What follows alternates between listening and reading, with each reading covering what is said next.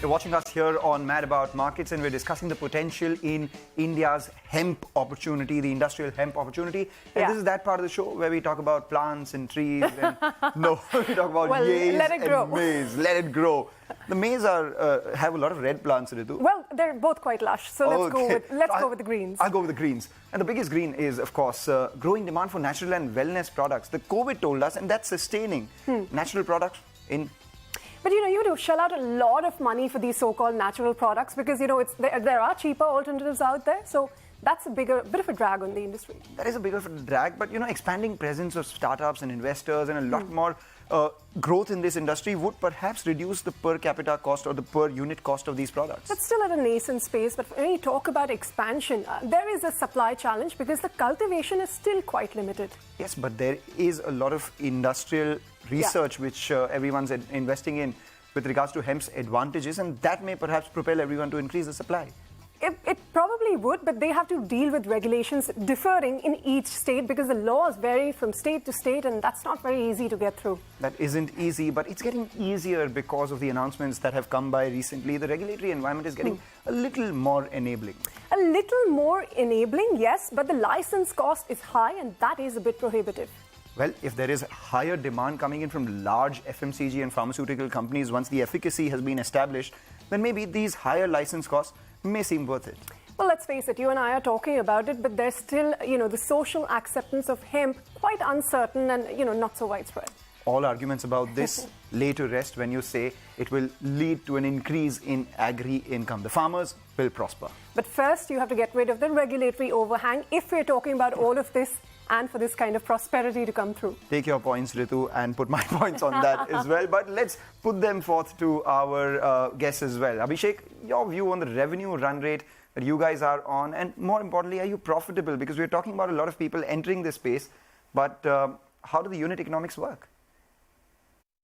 So we're not profitable, and we kind of keep revenue close to the chest a little bit. I would give you some other metrics in terms of where we are in terms of scale. So today we're in 26 states in India. We've had a product placed with about 23,000 doctors. We've got about a little over 2,000 doctors buying on a monthly basis.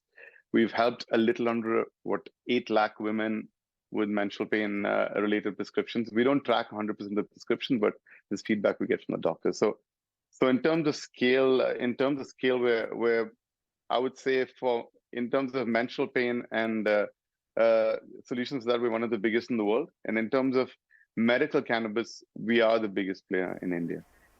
Well, let me toss it then to Shreyans. What are the limitations when we talk about hemp fiber for textile uses? I would say it's not very suitable for intimate wear, right? So that's one of the larger limitations. So when you look at the feel of hemp on the body, it will feel like linen, right? So it cannot replace all applications of cotton, but significant applications of cotton can be replaced by hemp, right? So when we say that hemp is a perfect replacement for cotton, technically it is not, because it feels the texture and the physical and chemical properties of fiber are very similar to linen and not similar to cotton. Well, Abhishek and Shreyans, we take your points, but let's actually bring it all down to the summary of what we've been talking about, and that is the bigger question, because what happens from here on?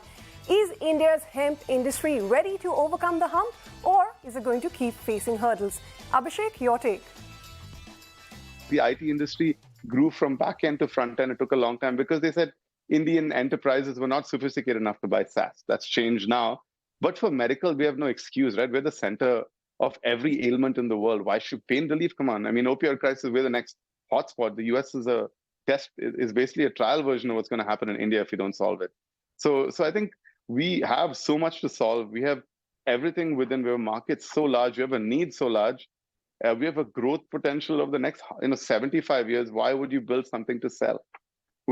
Especially because you are doing something different from other people. Today, we have solved, using Ayurveda in India and cannabis, me and my contemporaries in the industry have solved things that the West have not, because they focus on recreational. Today, I dare say that we are much more advanced than America when it comes to medical cannabis, or Europe, or anybody else. Sure, everybody's screaming CBD, but CBD is just a result of the fact that it's legal across all states because you can extract it from hemp. Abhishek, thank you for joining in. 75 to 100 years of a runway for the Indian hemp industry. On Yeah. that note, what we'll do is we'll thank all of them. Shreyans, Chirag, Yash, and Abhishek, for you in particular, wish you all the pink of health, so to say. And with that, we wrap up on this edition of Mad About Markets. Thank you for watching.